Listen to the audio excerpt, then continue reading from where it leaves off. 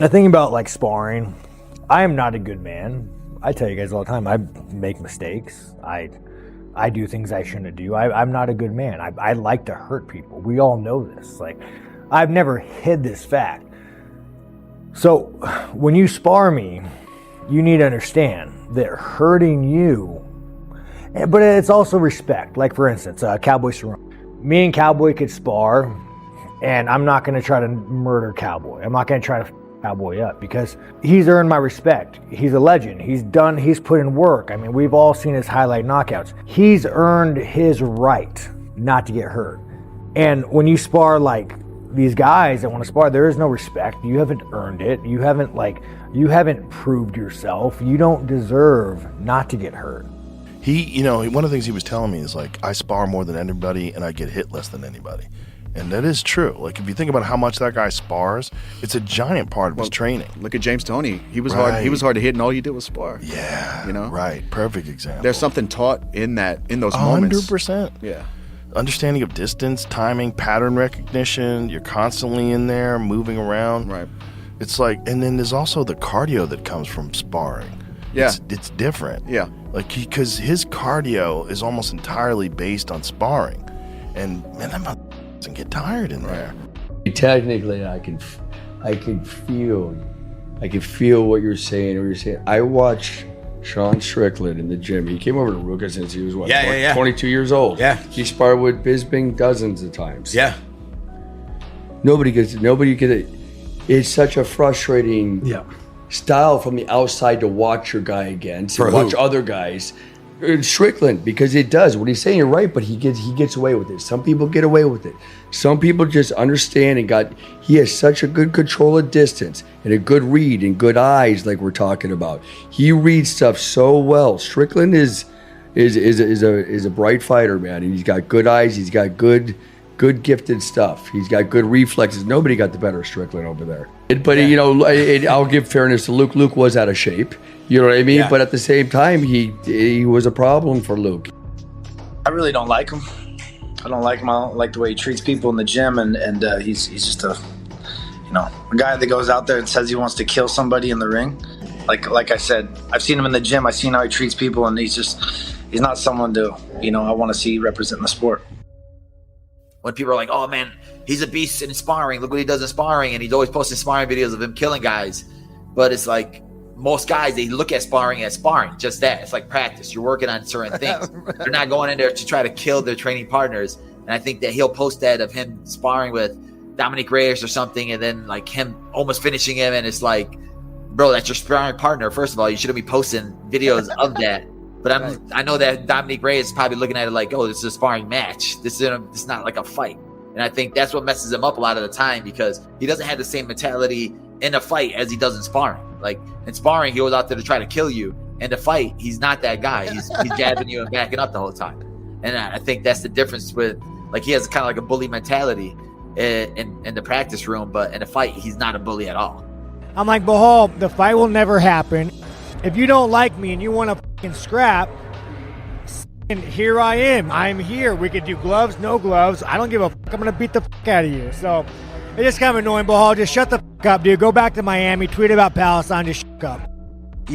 My first encounter with Sean was not a very pleasant one. As I was training at Syndicate, helping Marab, and then it was a sparring day. And I just came off of a fight. I can't tell you which one it was. Maybe it was the Sandhagen fight.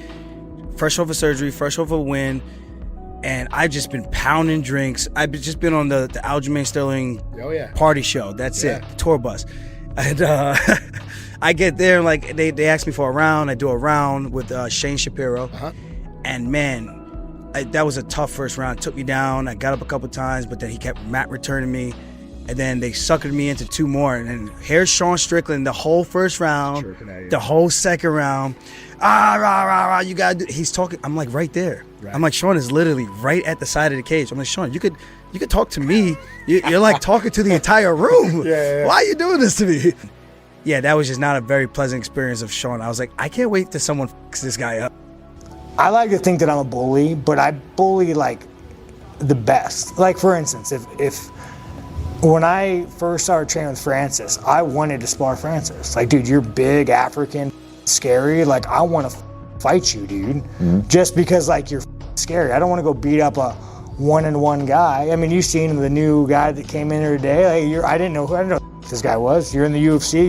You say you're good. All right, let's go 3 hard rounds. When I meet Sean Strickland, he's 21 years old, he's had 17 fights, he's the king of the cage champion, dreaming of being in the UFC. Now, I go and immediately spar with Sean Strickland, and I spar multiple rounds with Sean Strickland, and he turns into be my #1 training partner where every single day I'm sparring with Sean Strickland. When I would leave, I would talk to my wife on the way back to the house, staying in a hotel at the time. I said, I don't know what he's good at.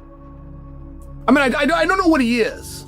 Like, wrestling Sean Strickland was just such an uphill battle.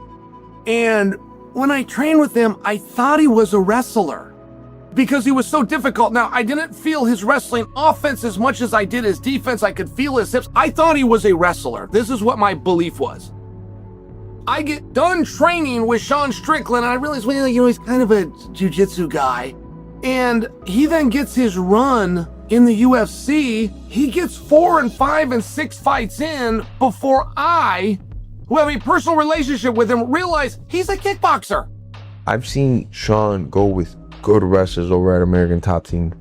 Guys that wrestled their whole lives, All-Americans, national champions.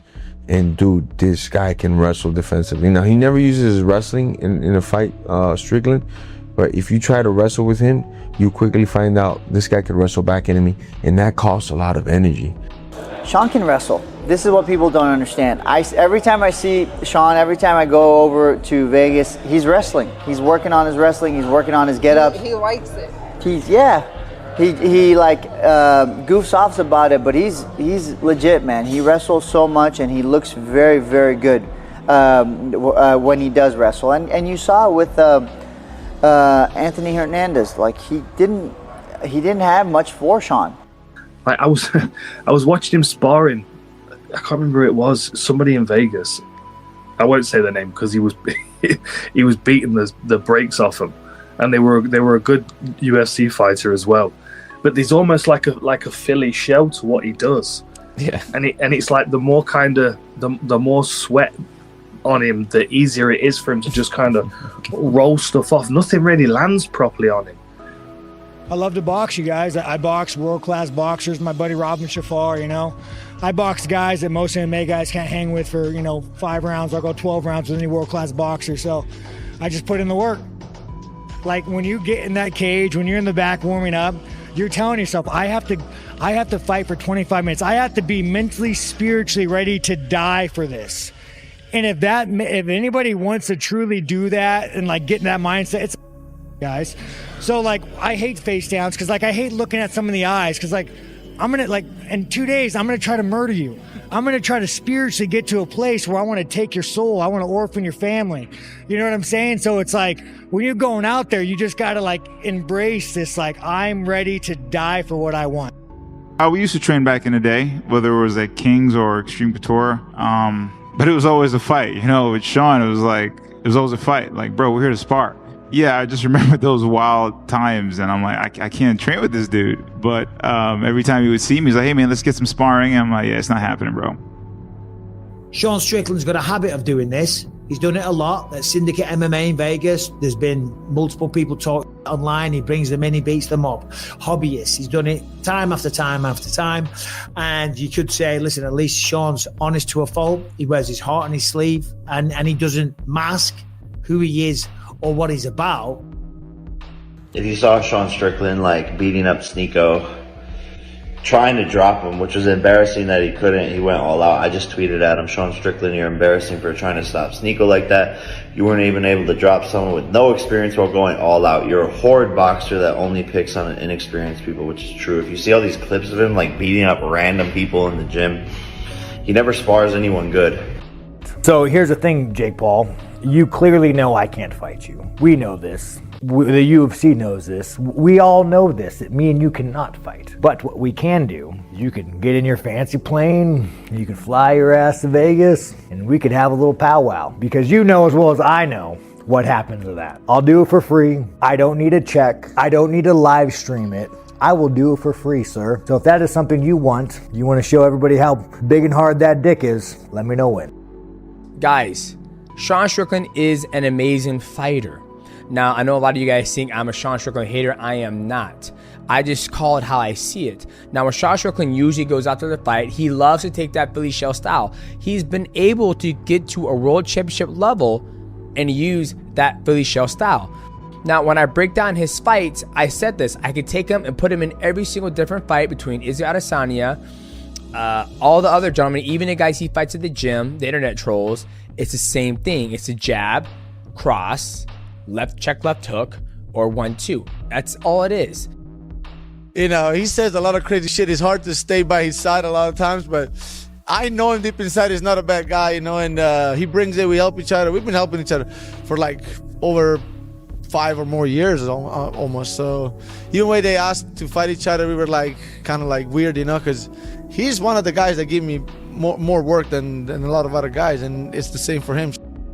He's so heavy on that front foot, though. I can't believe guys aren't smashing that calf, man. I know. Well, he's hard to hit, man, and he also knows how to do that fucking that hacky sack thing where, you know, like you're bending your knee upwards. You know what I mean? To check it? Yeah. Well, you don't even check it. You just kind of like relax your leg and lift it up. You know who showed me that is Alex Pereira. I just think I think maybe training with Pereira gave him a different gear.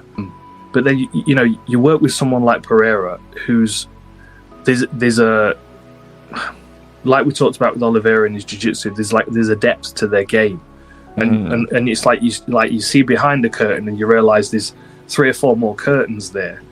Like, Pereira's got purpose with what he's doing, and even if Pereira was just able to break down what happened in the fight against Strickland to Strickland, I think Sean would have seen a whole nother realm of striking comprehension that would have probably given him another level to step into. He was at my gym for like 3 years. Kind of had to let him go. He just kind of gets too involved talking shit about people. I liked him in the gym. I liked him there. He was a great training partner. You need at least one guy in your gym that does that and goes hard and makes everybody else go hard. I'll tell you what, dude, every day of my life, the back of my mind, all I want to do is hurt people badly. And then when I'm on a boat, it takes me away from wanting to hurt people.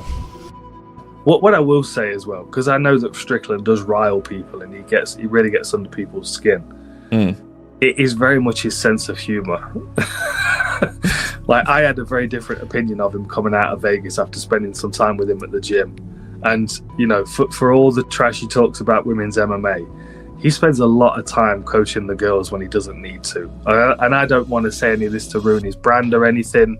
You know, he's a terrible human being, and he's a fascist. Whatever he wants me to say about him.